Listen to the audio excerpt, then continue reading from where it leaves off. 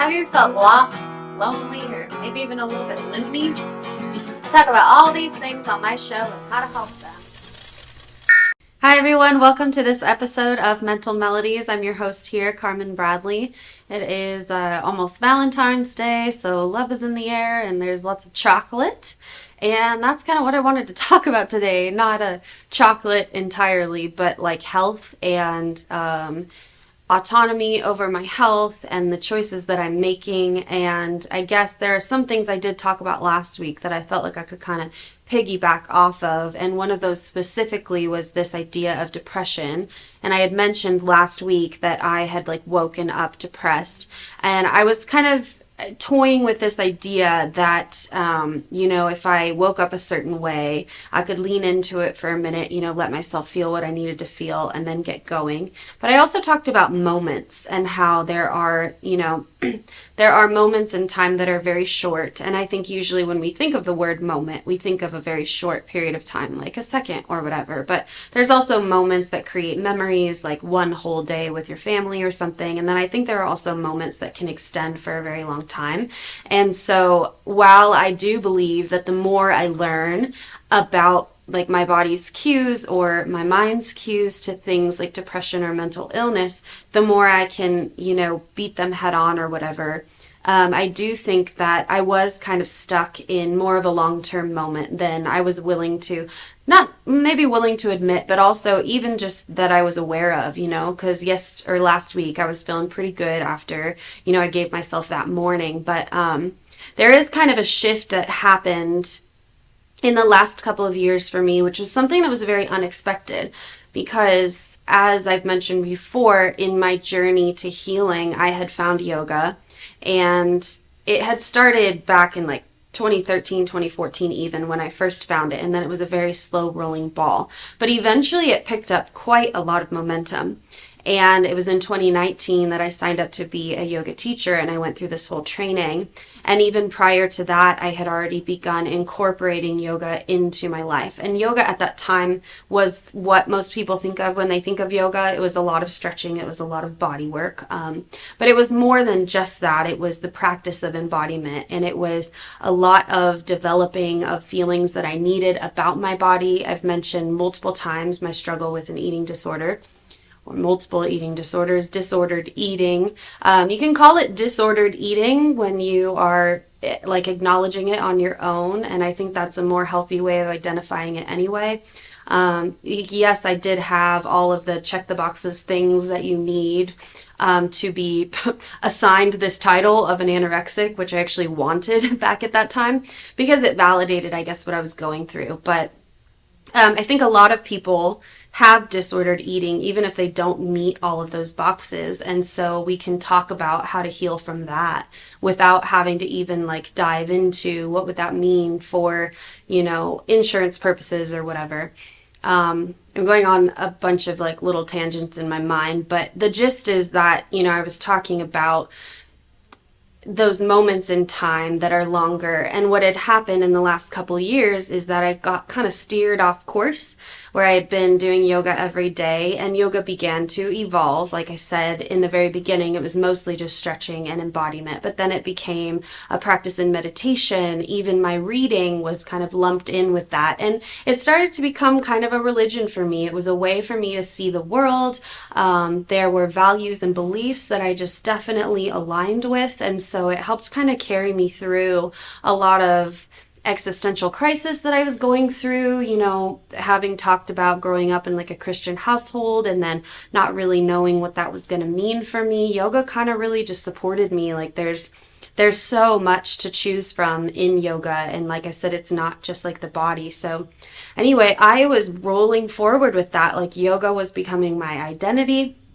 That was kind of all I did outside of work other than sing. And I became a yoga teacher. I eventually became a therapist, which incorporated all of this, and all of that is kind of also what led me here, which most of you, I think, know at this point.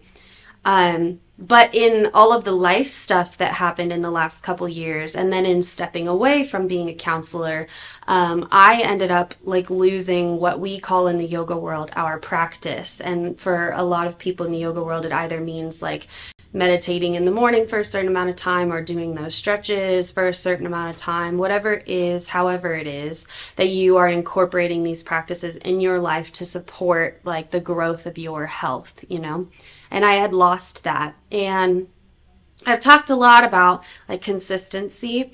And so that I have been in the last year pretty consistent about like going to the gym a few days a week, you know, but I haven't been stretching. I haven't been really focusing on eating healthy either, which is, again, it was like weird for me to come to this realization where I was like, okay, while yes, there are a lot of things moving forward for me, I've got a lot of balls rolling, like mostly in my career, I was starting to feel that I was kind of like forsaking my body and forsaking my health, and I didn't know how to like incorporate that back in, because for so long it felt easy, like I had got the ball rolling and it was just so easy for me to jump into that practice. And so now I'm learning again about like how to incorporate more than one thing into my life. And I think this is a theme I've mentioned before, where it's like, you know, you have all these plates that you're juggling.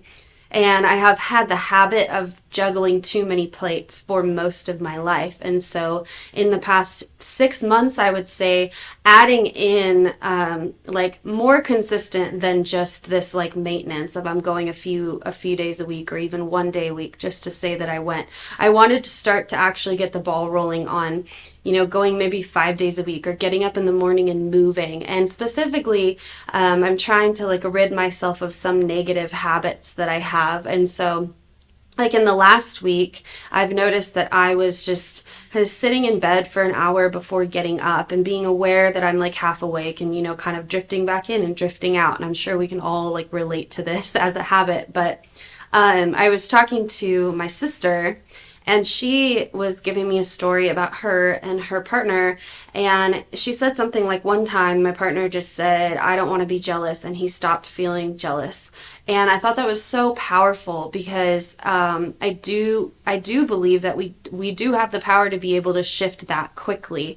It usually doesn't happen that quickly. And I've talked about this on the show. Like once you make a decision, you know, you're stepping forward, you're going to get all these different tests to see like if you really want what you want, and if you're really going to decide to move forward in these healthy habits, all of those things. You know, it's like I'm getting an image of the Pilgrim's Progress, which again, like I've talked about how literature is just it's our world's way of conceptualizing like basically the task we're given once we're born, you know, then we turn 18 and we have to go off and support ourselves. And it's like we didn't choose to be here, and yet we still have, you know, this task where we have to be a human, and we have to interact with other people, and we have to live in society, and we can't, you know, we can choose to just like surrender and lay back. But I think there's beauty in choosing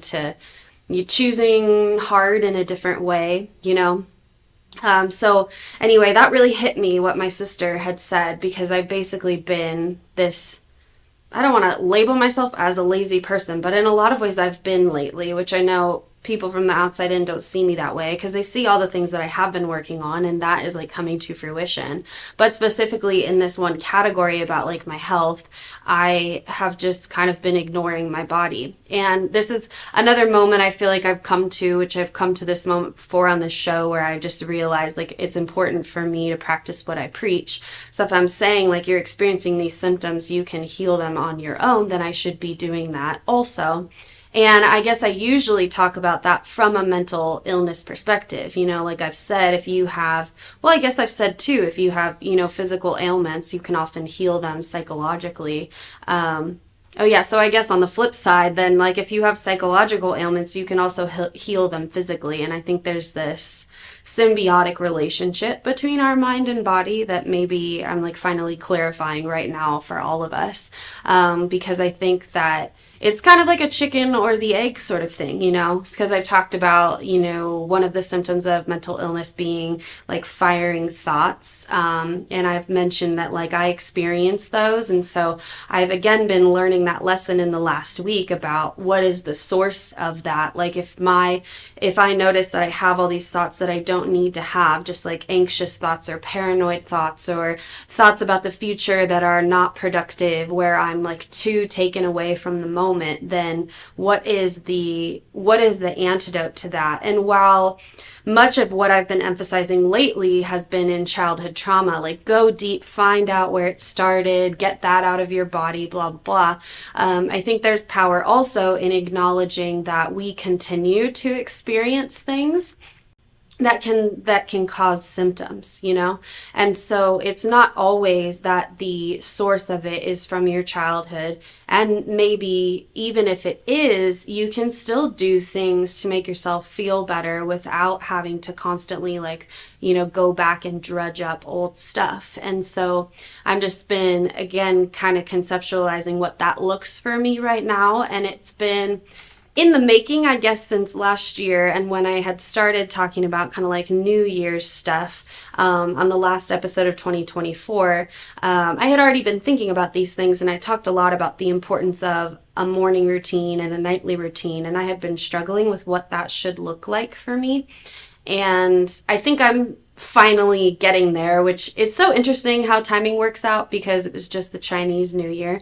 And I was talking to my friends about how that felt much more like a new year than the actual New Year's did. And I've mentioned multiple times in the last few weeks just about this resistance that I have during the winter to kind of move forward. So I'm reminded of what I was saying just a few minutes ago about how I need to be honest with myself, because I could totally lean into that, where I'm intellectualizing something and I'm making something make sense for me in order to stay comfortable. So it's like I keep telling myself it's winter, like you can continue to eat unhealthy things and you can continue to stay in bed. But then there's this other side of me that's like, well, you have control over it. And if you're feeling like your body needs to move a little more than you've been moving, then it's time to get up and start moving. And so I guess I'm reminded now of this image of motivation, where a lot of people think that motivation, it's like I have something in front of me and it's pulling me, and it's this active thing that I can just, if I have it, then I'll move forward, undoubtedly, because it's like taking me there. But in actuality, motivation is a result of an action that you take. And so motivation will continue to grow and that ball will continue to move more quickly, but you have to make the choice to take the first step. And it doesn't happen right after the first step, So I'm thinking about kind of the story that I was sharing about yoga and how that happened for me. And like for me in the beginning, it was just 5 to 10 minutes a day, just me getting on the mat until, again, the ball kept rolling. But I had to keep making that choice day in and day out. And it was almost like the same thing for a while. It wasn't, the choice didn't get easier right away. I had to, acknowledge this is what I want to do. And basically I felt kind of like separate from my body, like I'm deciding and I'm moving my body there.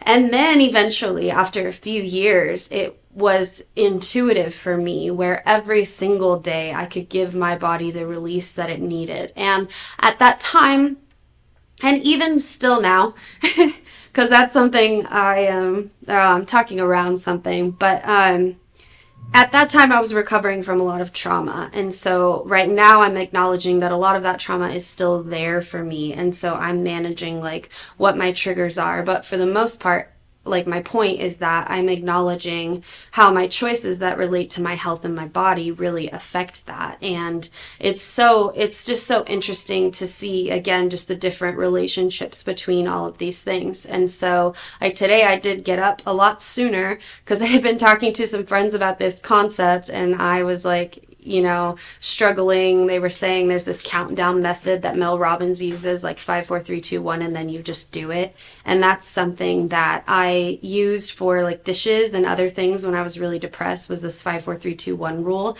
And so there are all these tricks that you can use to help yourself, right, take that first step. And so while it is powerful to share stories about people who can make a decision and shift right away, I think for me, it's never been that easy. I always do get the ball rolling, but I'm always like resisting for a while. And so I'm just noticing that resistance and using that resistance, I guess, as a tool, because I've been doing a lot of discovery, I guess, where I'm just noticing, like, what does this resistance feel like? And again, determining, like, is it resistance or is it just like tiredness? Do I need to give my body more rest? And sometimes you can have imbalances where you need to, again, recognize, like, maybe it isn't rest that I need. Maybe I'm feeling a little too stuck in a cocoon. Like, maybe it's time to break out. And then again, there's that like resistance that's like, no, I'm not ready yet. I'm not ready yet. I'm not ready yet. And oftentimes you have to start things before you're ready. So I'm just going to wrap up with that. Let's take a little bit of a break. I'll see you back in just a couple minutes. Are you looking to record or film your podcast? We have the sound room and all necessary equipment you need. Contact us for pricing and to schedule your tour.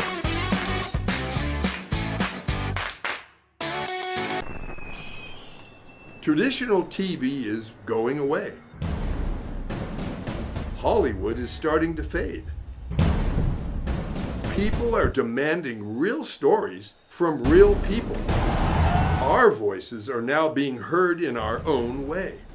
Podcasts, Facebook, Twitter, YouTube, and TikTok Live are becoming the norm. Internet TV has now reached the highest demand in human history. Social media shows is now the new media of the century.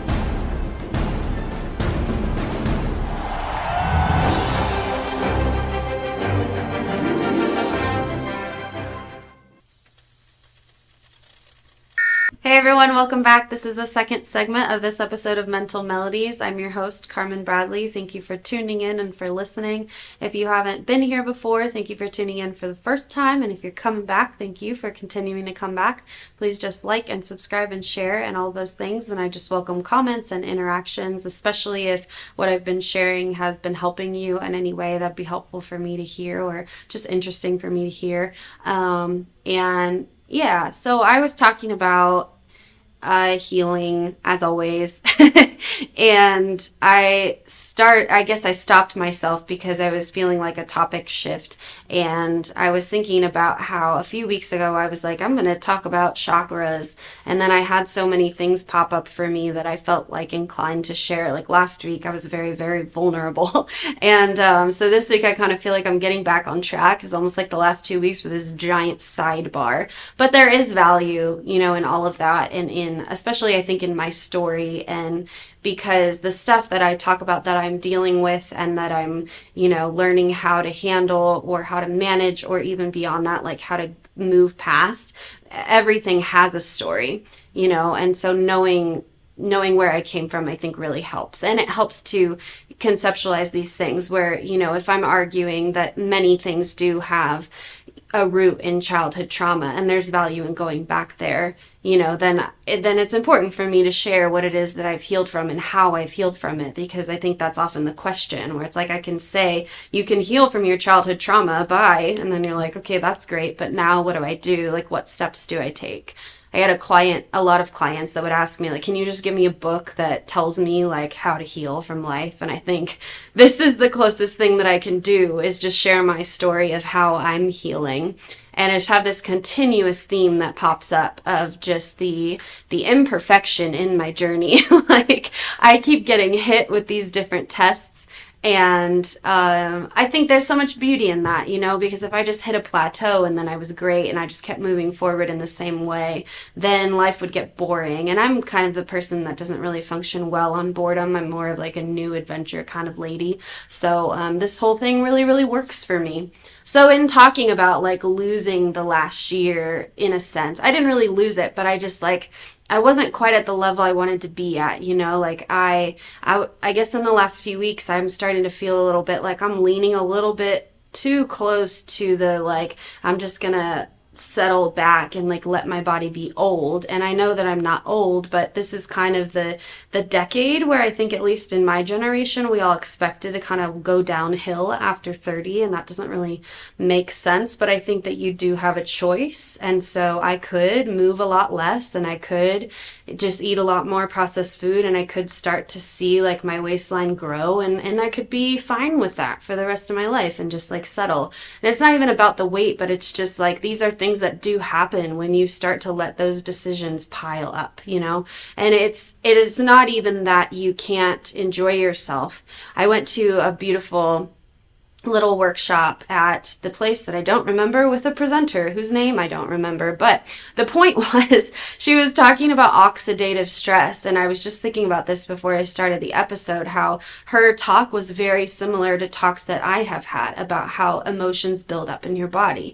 And so she's talking about it from her perspective as a nurse practitioner, saying like biologically, if you are eating these different things and you're putting a lot of stuff in your body and you're not moving and you're not stretching and all of this, like your body's going to build up what is called oxidative stress. And she didn't really give a very like good definition of oxidative stress. In fact, most of what she said was just it was like a buildup of stuff in your body. So in the health and wellness world, you hear buzzwords like free radicals, you know, and take a lot of antioxidants and blah, blah, blah. And much of her solution was in products. And, you know, it's like we have this kind of cycle in America where we take in and then we take in more to remove our body of the stuff we're putting in us that we shouldn't be putting in us. And it's this constant cycle of like, I hope I can keep up with all the shit that I'm eating and like the stuff I'm seeing and all the stress that I'm under. And so again, I'm at a space where I feel like I know, and that workshop was so powerful for me because it was like, there are so many little choices that I can make to make myself feel better, because I'm starting to feel like a little off. Like I've got rashes all over my body and like, you know, feeling kind of like nauseous because my body's not really working and I need things to like be flowing. And so that was kind of where I left off in the first segment, because I was thinking about, again, where I left off when I was talking about chakras, and I was kind of talking about the first and second chakra. So if you're just tuning in, chakras are just a way of understanding the energy centers in my body, in our body, and how they can get blocked and how they can work more effectively. And a lot of this is related to different like Eastern medicine, you know, so Chinese acupuncture views the body in a very similar way, where there are energetic channels. You know, if you've ever seen an acupuncture like chart, there are a bunch of lines drawn to different nerves and the pathways that are connected to your different organs. So like the acupuncturist is not just like sticking needles in you randomly. I think if that were the case, nobody would go visit one. They are doctors and they know where to put the needle based off of your symptoms in order to clear your energy so that things can be flowing. Like if you think about it, if you have a headache, we're often describing our headaches as like there's a lot of pressure in my head. And so if there's a buildup of something like stress, inflammation in your head, then you're going to want to release that, you know, and that same idea applies all over your body. I referenced the untethered soul much in previous episodes, and I mentioned this one chapter, I think it was 4 or 5, where he talks about the heart. And he centers in on this idea, and he centers in on specifically the heart area as a place that can get closed and opened and closed and opened. And he talks about the power of like choosing to keep your heart open. And he talks about how you can do that. Like you can tune in intuitively and energetically to your heart center, and you can open it up if you need to open it up. And I remember arguing then that I was like, his chapter's a little bit limited because he only talks about the heart. And while that is valuable, you have many different energetic channels in your body that you need to pay attention to. So I had referenced the Eastern body, Western mind as well, which is a great tool, especially if you're looking into healing yourself, because it conceptualizes a lot of the psychological issues that we mention in Western medicine. And so that's like, we use the DSM-5 to diagnose people. We talk about depression and anxiety and all these different things. And these are all symptoms, right, of underlying issues. And we've categorized them so that we can understand them. And that's very, very helpful. But this book takes it and then also talks about the various traumas that can affect these specific energy channels in your body, and then how you can like heal from them. And I think even more than anything, that book is more about awareness, which if you think back to like when I had my friend Nate on the show and we were talking about the power of awareness, it's just so necessary for you to be able to bring something to the forefront in order to heal from it, right? You need to know why it happened. You need to know where it came from. And again, there's that balance of like, okay, now I know why, but what do I do with that, you know? And there's all these different techniques that you can use to heal from like that childhood trauma. But if you're just starting with your body, you can start to pay attention to like how your body feels in certain areas. And that's kind of where I was at with yoga at the very beginning, was just paying attention to my body in general and like all these different places that I felt like energy was stuck. And we talk a lot about the hips in yoga, you know, and like yoga teachers will say stuff like all of your emotion sits there. And again, it's this overgeneralization for sure, because not all of our emotions sits in our hips. And I'm not 100% certain if there's a lot of claims that yoga teachers make, because we have like 200 hours of training and then we're thrown into it, and so people are just throwing around all these facts that they learn about like, well, this specific emotion sits here and this one sits here, and maybe that's true and maybe that's not. I'll have to like look into that, but the point is that like it can sit anywhere. And I've talked about my journey with like being diagnosed with lupus, and then acknowledging and admitting in the last couple episodes that like this is like where I'm at right now. I need to acknowledge that this diagnosis is not a forever thing, even though that's what they told me, especially when I was a young kid. And it still might be a forever thing, you know, but I need to see it as something that I have control over and that I can change, rather than seeing it as a forever thing, because then like healing is never possible, you know. And if you think to like manifestation, that's that balance of knowing that like one day I'll get to a point where I won't have flare-ups, you know, like I won't have rashes all over my legs. I won't have this feeling of being stuck in my body, or like my GI system will work, you know, and it will work day in and day out, and I won't ever get back to that place where I'm like, man, I'm starting over again. But you have to allow for like life to kind of knock you down sometimes, again, to emphasize the point that like that's the ultimate like manifestation goal, to get to that point where I feel healthy every single day. But if I got there now and I didn't have anywhere to go from here, then I would have, for one thing, a lot less to talk about. And again, it would just be, I don't know, it would be more, I want to use the word heaven, but I'm like, maybe that is the goal. Maybe that is what I want. But it's just like not realistic, I guess, to expect that it all just goes away right away. And I think, at least for me, I've learned that there are, so let me give you, I guess, the example of like the heart center. I was thinking to how I've been talking about grief a lot on this show, and I've been talking about my brother and my dog like most recently.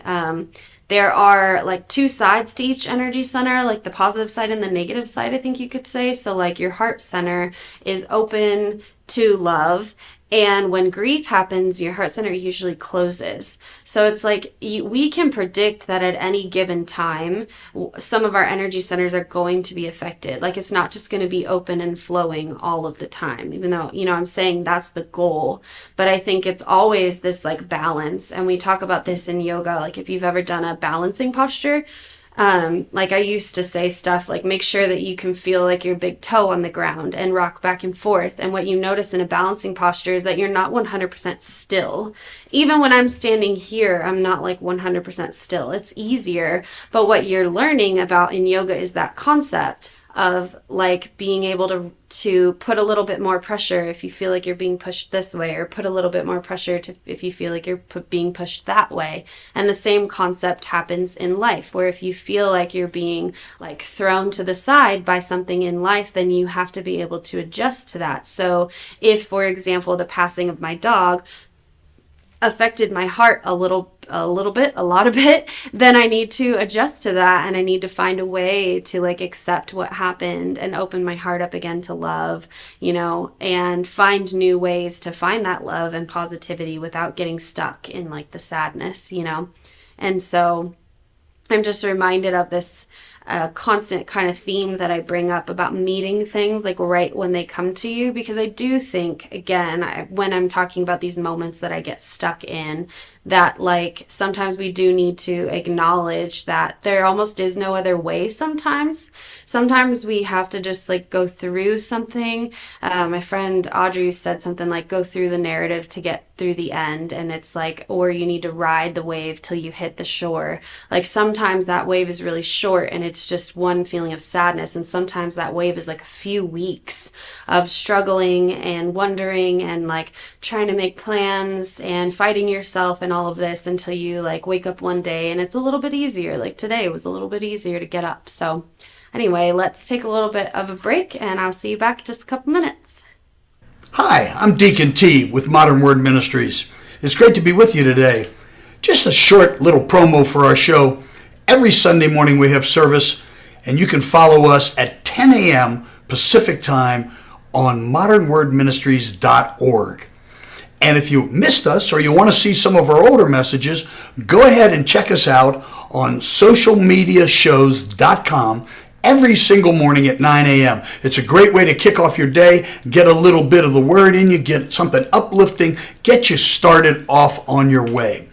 You know, if you're looking for prayer or you need some help, reach out to us. If you go to our website, again, that's modernwordministries.org, you can interact with me via telephone, via DM, text message, whatever you want. I'll get right back to you. So if you need prayer, you need help, you just need somebody to talk to, Modern Word Ministries is here for you. We are your church in the community. So until you see you next time, be blessed, everybody. Bye-bye.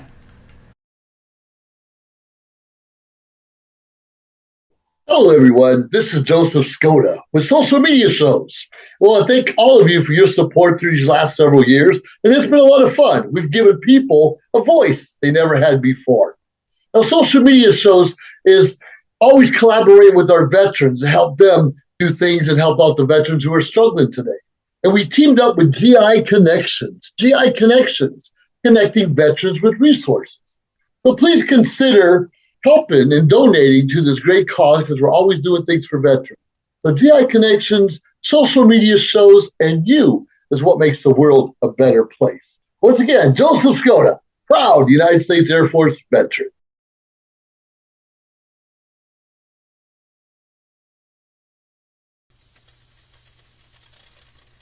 Welcome back. This is Carmynn Bradley. We're in our third segment of this episode of Mental Melodies. Thank you so much for tuning in and just for listening to me get to talk about all these things that I think are really cool and interesting and life-altering and life-changing and beautiful. And there's just so much power, again, in healing, and also just in this idea that you can heal yourself. Like, that was a lot of what I was talking about last week, aside from like my own story and, you know, becoming this cool person that I like to be. It was also just about self-healing and the power that we have, I think, when we share our stories. Like, something popped up the other day for me where this guy was saying, like, your voice is powerful. Don't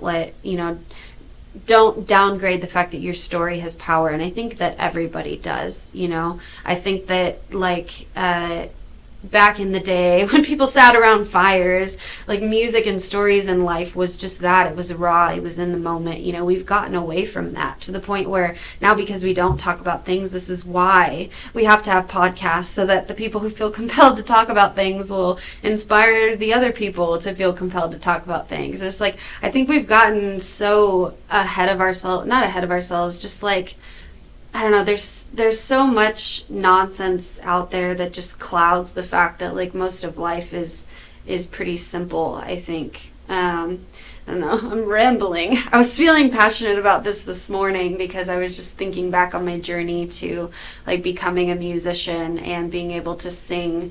And there was just, like, all these, like, different seeds planted, and I was just thinking about it, and it was just really cool. Like, I don't know, imagining myself being, like, around a fire as an old lady, just, like, singing to my tribe or whatever, and thinking about the beauty and simplicity in, like, live music specifically, and how wonderful it is. It's like we've evolved, you know, beyond that to where we have recording artists and we have, you know, different ways that you can twist music and all of that, and you're adding technology into music. But I think for me, like, I love raw things, and I love, like, peeling away all of the layers and, like, getting to the nitty gritty. You know, that's, like, a lot of what I talk about on this show is just being able to accept every single aspect of life. And so I was thinking about, like, the end of last segment, I was talking about sadness again, which I brought up a lot, and I brought up the power of Inside Out, like that Pixar film. And I truly believe that sadness is the key to, like, a lot of healing that needs to happen. Like, a lot of people need to bring up a lot of sadness, and they need to feel it, and they need to really ride that wave. And so, I guess when I'm thinking about my story, I'm talking about, like, me bringing up a lot of old stuff, a lot of old sadness, a lot of old fear, a lot of old rejection, and, like, doing yoga for many, many, many, many hours a day. I used to do it for like 4 to 5 plus hours a day, and I was running a lot too. And I've mentioned that before, and I've mentioned how I was, like, getting rid of a lot of the old energy that was stuck. I'm talking about lupus and, like, joint pain, and I'm talking about emotions getting stuck in our body. I think it's like when I don't know if everybody has talked about this. This is why I'm putting on my little detective face, but I'm thinking about these, like, narratives that we hear about, like, fat cells being built. And this narrative that we're told, about how, like, your fat cells just start to grow, and essentially they just, like, stick anywhere that they want to. And one thing I wanted to bring up was that, like, everybody's body is different. So I imagine that if everybody's body is different in how they store fat, for example, which is just the physical example or metaphor for, like, what I'm talking about, is that I think that we would also have an individual way that our body would respond to stress. So again, to argue that point that, like, a lot of yoga teachers make, that, like, this one specific emotion sits here. It might be true that a lot of us feel anxiety in our belly, but it might also be true that some of us feel it in our shoulders, that maybe some of us feel fear in our feet. I don't know, I'm being silly, but, like, the point is that there's not one right recipe for you to heal from something, and there's not one way that your body is going to respond to stress. Like, it is a coincidence that Maria and I both have rashes when we are stressed. She was talking about that before the show. We're just on the same wavelength. However, like, there are other people I know who their stress affects them differently, and so really it's about, like I said, it's about that self-ownership. Like, my story is very powerful, not because it's a recipe for how everybody can heal, but I can give you key points, the path that I've taken and the choices that I've made and the things that I've done that have helped me. But to apply them to you is simply going to look different, So I think, like, I'm just reminded today of just that power of embodiment and how important it is to take care of your body, because I'm thinking about, like, so maybe I released a lot of stuff from the past, and then I came to 2022 or 2023, and I'm feeling pretty good. I'm feeling pretty limber. I'm feeling pretty strong. I don't feel like I have a lot of stuff, like, stuck in me. I still have some childhood trauma to work through, but I'm feeling pretty good. And then life kind of hit me again, and that's what I've been really wrestling with. Is acknowledging the fact that, like, a lot of us have not only childhood trauma, but we also have adult trauma. We have young adult trauma, and then we have adult trauma. And it's like, if you don't ever go back and not erase, but change the way that your body perceives your memories from childhood, it's just going to keep building up. So again, this image of, like, it could be building up in your body as fat cells, because the way that you deal with emotions is by stuffing it down with food. Or it could be building up in your body as, like, an autoimmune disorder like I was diagnosed with, where you start to feel it, like, all in your joints. Again, it's just, like, individual. But a lot of us, I think, don't have the opportunity to, like, get caught up, and then life hits us again. And that's where we get something called complex PTSD, when people have childhood trauma and then because resources are not there for kids, they get thrown into foster care or something, and so they have this intense trauma, and then they can't keep a job because they never got the help that they needed, and so then they start to have, like, grown-up trauma, and then it leads to, like, drug addiction, and then there's more trauma. And there's a lot of people who are, like, starting over in their 40s because they simply never got the chance to sit with themselves and have that awareness, or to heal, or they didn't have the resources, and I had shared about my experience in college and how, like, I had a lot of stuff already building up in my body, like stuff I hadn't dealt with. That was an opportunity for me to deal with it. And I think there are a lot of resources on college campuses, but what I had shared was that specifically with mental health, there weren't that many. So when my body was losing itself. I was going crazy. I mentioned like migraines where I was losing my eyesight and like all these things that were happening as, like a very young adult. I had to go get medical help because obviously my body was hurting, but also partially because there were just not a lot of resources in the mental health field. So while I know that if I had been able to go that other direction, dealing with mental health like in therapy, and had there been more yoga on campus, like maybe yoga that was free or something, and just a lot of awareness and the incorporation of these healing things, then I think college could have been the place where like I shifted. But instead, college was the place where I actually just started to stuff down my childhood trauma instead with more experiences in college, and that's when eating disorders came up. So I'm dealing with I dealt with intense emotions at that time, and again, if I knew that they were not just the emotions of that day, but they were coming from like childhood, maybe I could have felt through it, maybe I could have like ridden the wave, but I wasn't able to at that time. That's not a part of my story. So instead, it took me until 2018 or something until I was like, okay, now I need to take all of this stuff that has built up in my body and in my psyche from childhood until now, and now I need to start healing from that. And by that time, I was 28 years old. So you can imagine like all of the stuff that I'm like working through. So the point I guess I'm trying to make now is that so I'm saying that back in 2022, I was feeling pretty good, and I felt like I had like cleared myself of a lot of the pain. Like I wasn't having rashes anymore. Like I was feeling pretty healthy. And then I went through this traumatic relationship, and things started to get triggered again, like from childhood, and I'm starting to feel unhealthy again through that time. And so I think it's not that we heal and then all of a sudden we're in the clear. We still have to be pretty aware and pretty cognizant of different things that we like tend to move toward in different ways that we cope. And like specifically for me, negative relationships that I would jump into to fill a void that I had or something like that, And so I feel like I'm very much like catching up and like catching my breath from the last couple of years.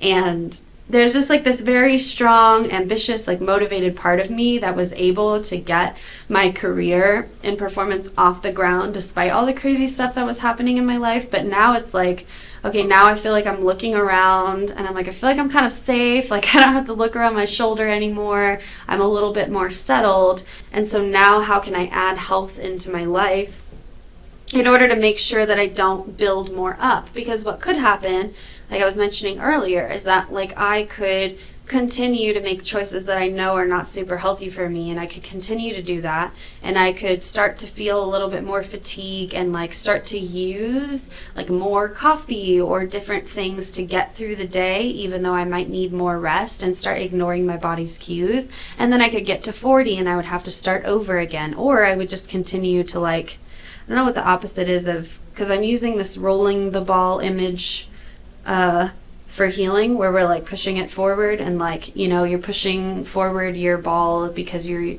trying to create motivation. But there's also this, I don't know if it's a backwards moving ball. I'll have to come back to you on this image, but what happens when you get stuck and you settle, and then you, like, we use this term in our negative body image language where we say like you let yourself go. What is that image of letting yourself go? Like, I think maybe it's different for everybody, but obviously there's this balance, between giving yourself the chance to have pleasure in your life. Like you can still eat cake on your birthday kind of thing. I'm not saying that the best option for me right now is to like go back to when all I was doing was eating vegetables and I had very like strict rules. I'm in a point in my life where I've learned so much about healthy habits that I know that that's not the way to go. But the thing that you need to do if you are living life as a human being in this society is acknowledge that we are constantly taking things on, that we will experience another loss in our life. And so the best thing that we can do is to incorporate these practices so that we can feel every wave when it comes. Again, this is like just a reiterating foundational conclusion that I keep making of like really the best way to live life is to feel whatever comes up when it comes up, So anyway, there's like a slew of different things that I need to explain about what that means for trauma and what I'm actually talking about. So let's take a break, and I'll see you for our last segment in just a couple short minutes. Yes. This old dude here is down in the 89101 with the pimps, hookers, and crackheads. I have the ass of a 16-year-old boy. So, get you some cheesecake. I had to watch porn at the office. They paid me to watch porn at the office. Up is down, black is white, porn is good again. Hooray, porn! Official name and title is Captain Chris Cookie Cook, the Cook County Chili Cook and comedic curmudgeon, captivating crowds from coast to coast. Got Films is a full-service production company that provides motion picture quality content and production services for use in the film and TV industry. Looking for a seasoned crew, high-quality equipment, or other production services for your film, TV, commercial, corporate convention, sports, news, or interview project? Your search stops here. Some of our projects include NASCAR, American Restoration, Pawn Stars, Counting Cars, Top Chef, BattleBots, Forge and Fire, and Street Outlaws. We have also produced over 60 feature films and documentaries. We're ready for all your needs. Whatever your project, whatever your budget, big or small, Got Films got you. GotFilms.com.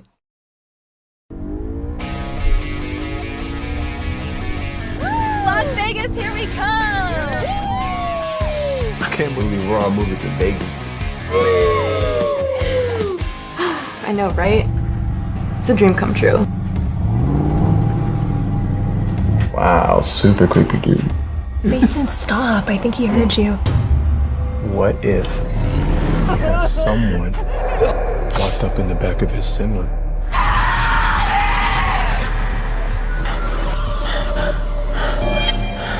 She's gone. Someone took her. Who's that creepy trucker?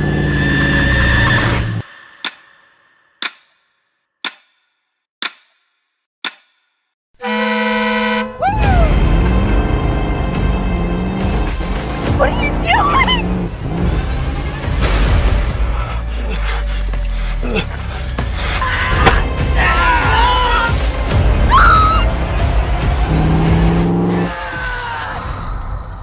They call me Mother Trucker.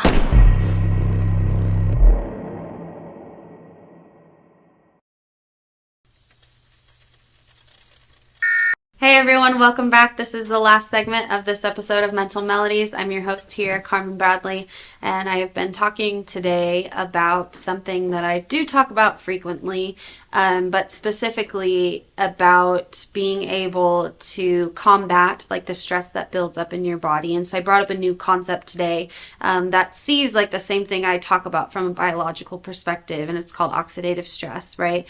And so essentially, if you are going through your life and you, let's say that you don't have any childhood trauma, or you don't have any PTSD, or you don't have any significant depression that you need to watch out for, or you don't have eating disorder stuff to look out for. I'm just like throwing out my mental illness resume to all of you. But if you are not somebody that has all of those things, but maybe you're just experiencing some physical symptoms, you know, like your GI tract doesn't work as great as it could, or you're feeling a little more tired than you should, you want more energy, or like your skin doesn't look so great, then you have power over that. You have power to change that. And so I'm kind of in this place right now where I'm trying to take that back, because I was feeling those sort of symptoms, you know, like too much fatigue, not a lot of energy at work. I'm not getting a lot of brain fog right now, which is great. That was a really bad symptom of lupus when I had it, and that was just terrible, because especially as an intellectual, to not be able to like understand what I was reading was really, really terrible for me. And so obviously there's so many things that I have cleared out from my body and my system and my psyche, to the point where I think I've mentioned that, you know, I don't believe that I'll go back to spots that I was before.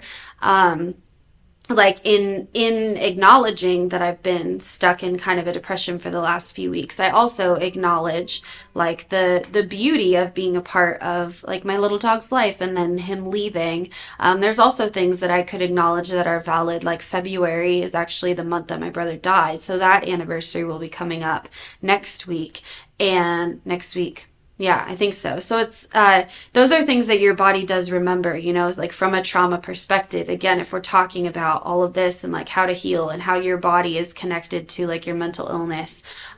Here's another book for you called The Body Keeps the Score. They actually flashed that book at the end of, oh, I don't remember if it was Smile. I think it was Smile.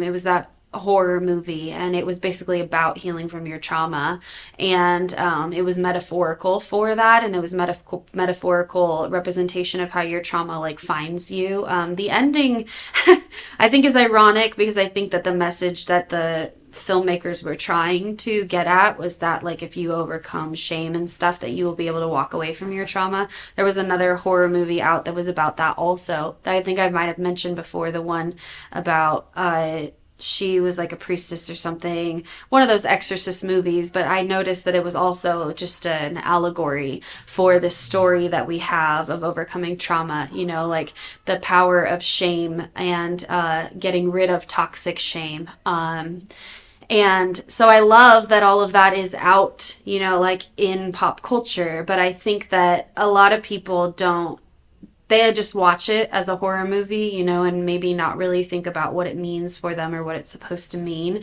And that's the power of English teachers, right? Because we do that. We tell you how to analyze a movie so that you can think about it instead of enjoy it.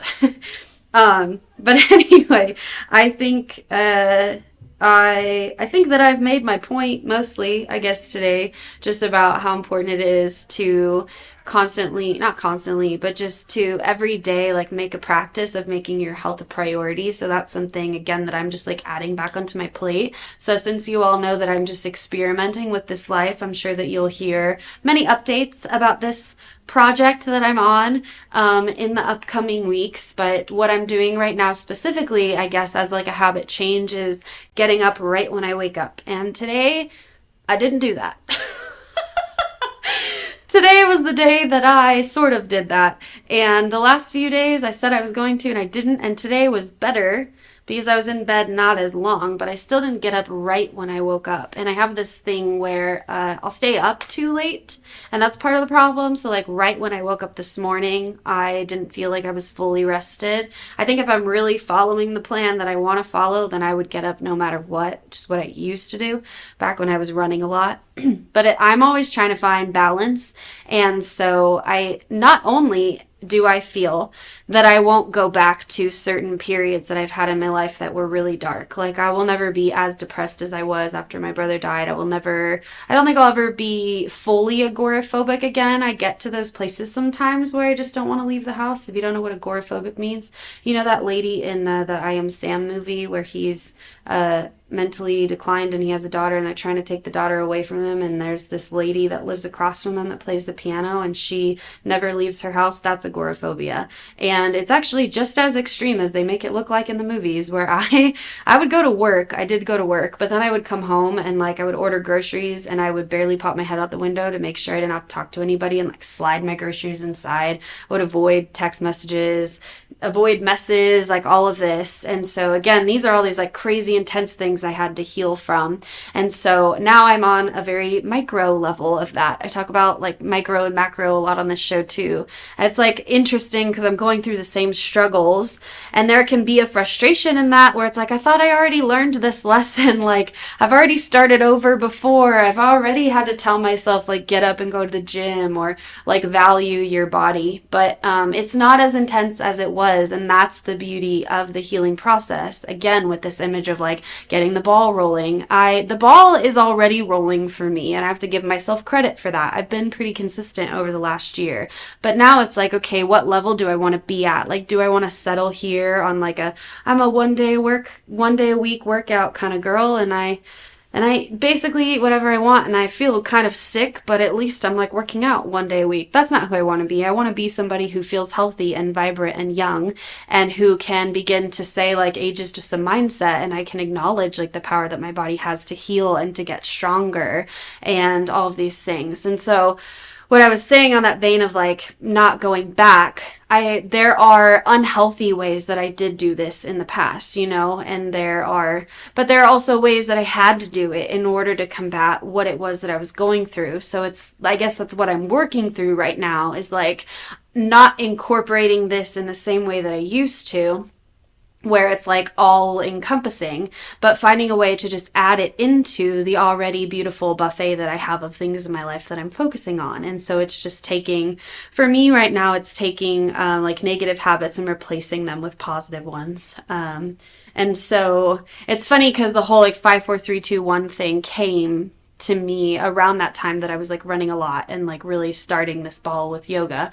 And so now it's like coming back to me again, because my body knows and my mind knows and my spirit knows that I've done it before and that I'm capable of it, So sometimes again, it's just like giving yourself the grace to get through these moments until you're ready, but also sometimes you have to start before you're ready. So I'm just like, I keep going back and forth in my mind, but the gist of it is that like you have so much power, I think, to grow and to evolve. And there is always a danger, I think, of getting stuck in negative patterns, of getting stuck in things that make us feel comfortable.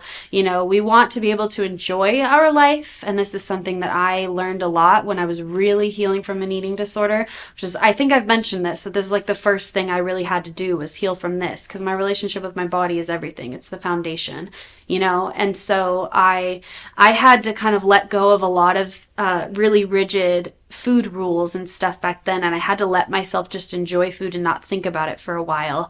And so now I feel like I'm at a point where I can balance that, where like I can enjoy life, but I do need to be like stretching or figuring out how to have healthy habits so that it's not my whole identity anymore, but it is a key part of who I am, and it can be a key part of who I am so that I feel good, instead of just like doing what I want to do, but I feel good doing it. And I think that's such a valid desire. I'm sure everybody wants that, right? Like we all want to feel good. I think at the end of the day too, that is what not just mental illness, but negative habits. Like when I talked about the beginning of the episode, you can have stuff that people with eating disorders have. Like you can have disordered eating without having an eating disorder. You can have depressive symptoms without having major depressive disorder.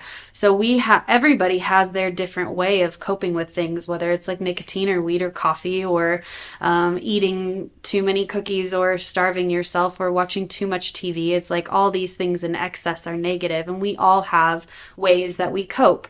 And so at the end of the day, like we have to find ways to feel our emotions a little bit more so that we can stop like stuffing them down.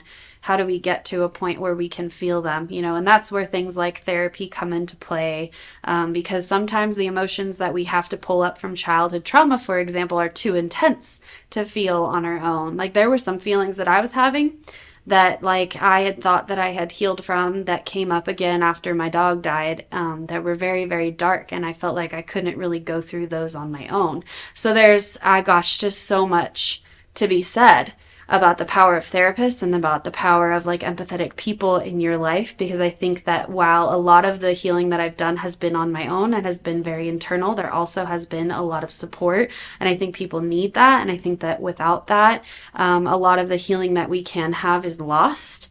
And so that's just like, I guess, an appeal that I have out to the world so that more people can be open, so that people have space to like feel these things they need to feel, all of that. But I don't know, I guess here's my PSA for this week. Take care of yourself. Examine like the habits that you have, and maybe like try to pick one. I've talked about how like when you want to start habits, it's best to just pick one. Like there are so many different things I want to change about my health right now, but right now the big thing is just getting up in the morning. So next week I'll let you know how many days I get up right when I wake up, and then you can give me some gold stars. I will see you all in a week.